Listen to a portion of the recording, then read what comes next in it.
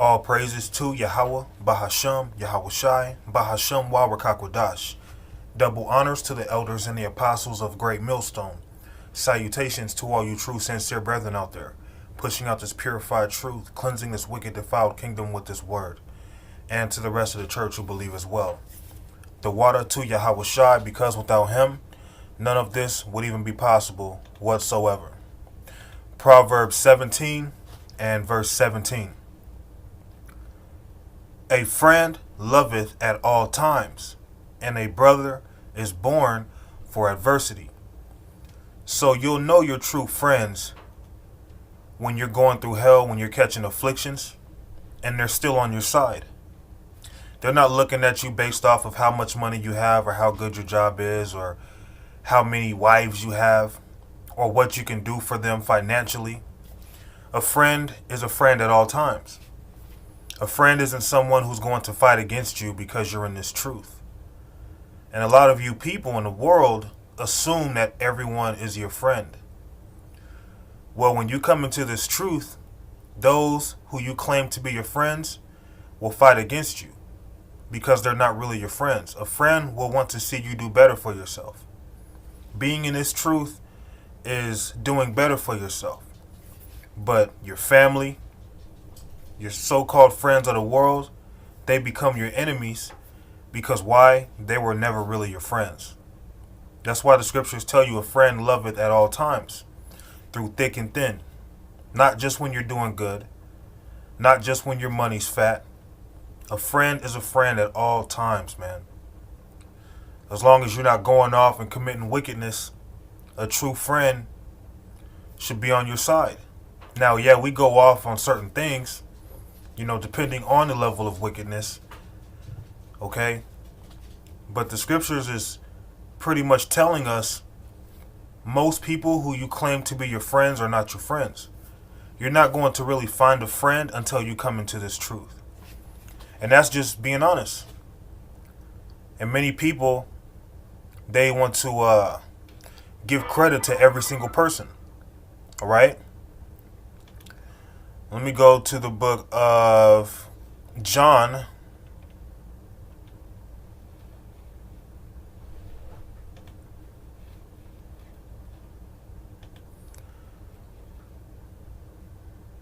What's that? John 15 and 11.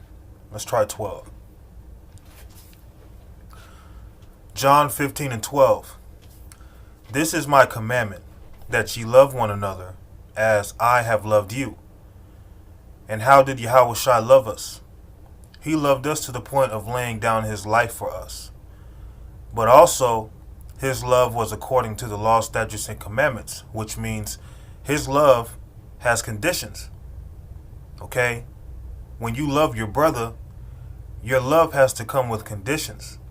If he's serving Yahweh Ba'ashem Yahweh Shai, if he's sincere, if he's proven himself to be a brother, that's a brother that you should love. Okay? Greater love no man than this, or greater love hath no man than this, that a man lay down his life for his friends. And that's what Yahweh Shai did, starting with the elect of the nation of Israel. He laid down his life for us. So we are to be the same way for our brothers. If we have to lend a brother some money and we have it, lend them the money. If you see that your brother's kind of low in the spirit, help build him up.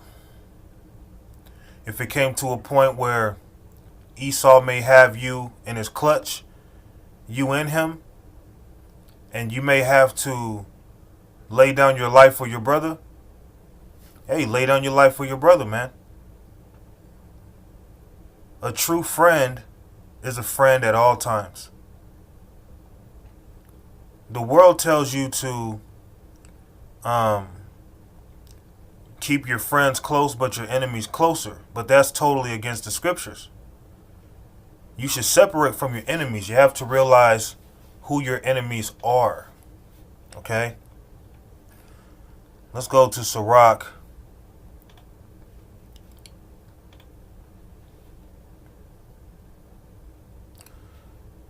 (6 and 13). Separate thyself from thine enemies and take heed of thy friends. So separate from those who are against you. Separate from those who are against Yahweh Ba'ashem Yahweh Shai. Stop trying to be that I love everybody Israelite, because that is going to be your downfall. Okay? You might love your father and mother, your brothers and sisters in the world. Be aware. I'm telling you, be aware. Because I just went through a situation based off of information given to me, which in fact I'll save that for a lesson in the future. I'll hold that for another lesson. But nevertheless, separate from your enemies. Don't keep your enemies close to you, because they will try to destroy you any second that they get. Take heed of your friends. Remember, according to Proverbs 17, a friend is always a friend, even in adversity. You have to remember that, man. This isn't about accepting every single person because they're cool. This ain't about being cool. A person can be cool, okay, and stab you right in the back. Their intentions was to come against you the whole time. All right? That's why we have to dwell, if we are around so-called, what you will call friends or our brothers, you have to be around those who are within this truth, within this body, or those who have the potential to come into this thing, who may be new, but they're not fighting against it. They don't deny what you're saying. They don't try to cut you off or change the subject or leave because you're talking about it. Okay? Realize who your friends are. You have to. Especially coming into these times, because Esau is going to try to use a lot of people against you. And those who aren't really your friends are going to be the same ones to send Esau your way to find you out. Okay? Let's go to the book of, let's see, Galatians 6 and 16. And it reads, "And as many as walk according to this rule, peace be upon them, and mercy, and upon the Israel of the power." So the Israel of the power is the elect. You should wish mercy on those who walk according to this rule, who follow after Yahweh Ba'ashem Yahweh Shai's rule, who call on the right names, who push the true doctrine, who love their brothers just as Yahweh Shai loved us. Okay? You shouldn't be holding stupid grudges on your brother because he owes you $20 or $50, or every time you come up short and you need help, he never has the money to help you. And it's not because he's holding back, because sincerely, he just happens to not have the money when you may need it. You know, many reasons can cause a brother to look at another brother with an evil eye for no reason. Okay? But you have to know who your friends are. Treat your friends good, man. Never ever forget who your true friends are. Ever. And separate from your enemies. Your enemies are set up to destroy you, and that includes your father and mother possibly as well. All right? Sirach 29 and 15. "Forget not the friendship of thy surety, for he hath given his life for thee." Why? Because a friend like that is a friend who loves you as Yahweh Shai loved us. Never forget a true friend.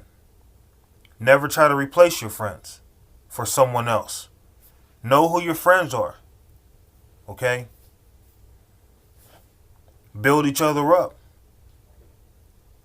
Don't give each other the evil eye because one brother knows more precepts than another. One brother knows the Hebrew better than another. One brother may be a little more popular than the other. To hell with all that. Okay? The true sincere brethren out there, hey man, love them according to the scriptures in righteousness. Okay?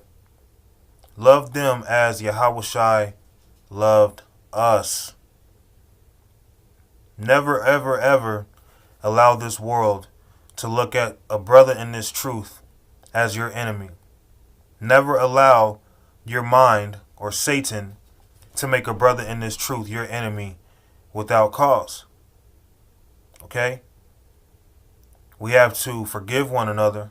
We have to respect one another. We have to build each other up. Because nobody in this world is going to fight for us. No one in this world is going to stand up for us. We are out here all alone in this wicked world. All we have is Yahweh Ba'ashem Yahweh Shai and the body. That's it. Okay? Never ever forget that. Let's go to James 5 and 9, and I'll close it out here because I have to, finish getting ready for work. And I had no sleep. I probably had about 2 hours of sleep. But anyways, let's go to the book of James 5 and 9. Grudge not one against another, brethren, lest ye be condemned. Behold, the judge standeth before the door. Alright? So Yahweh Ba'ashem Yahweh Shai sees everything. And we all are going to be judged according to our ways. Don't hold grudges against your brother over something stupid. Over something that you can get over. Okay? I cut it out. No. My dog's in there. But yeah, don't hold grudges on each other, man. You have to learn to forgive the brothers, man. If the brother offends you, forgive him. Okay? It's not like the brother is trying to pop your wife. Okay? It's not like the brother is trying to get you to serve idols and, go off. The brother may offend you, though, because we all have our own spirits. And a brother's spirit may be different than yours, and it can cause problems. But nevertheless, don't hold a grudge against him. You don't necessarily have to be around him, but you don't hold no grudge against him. Okay? Grudge not one against another, brethren, lest you be condemned. Behold, the judge standeth before the door. So, Lord willing, this lesson was simple and edifying. Kahala Yahweh Bahasham Yahweh Shai. And until next time,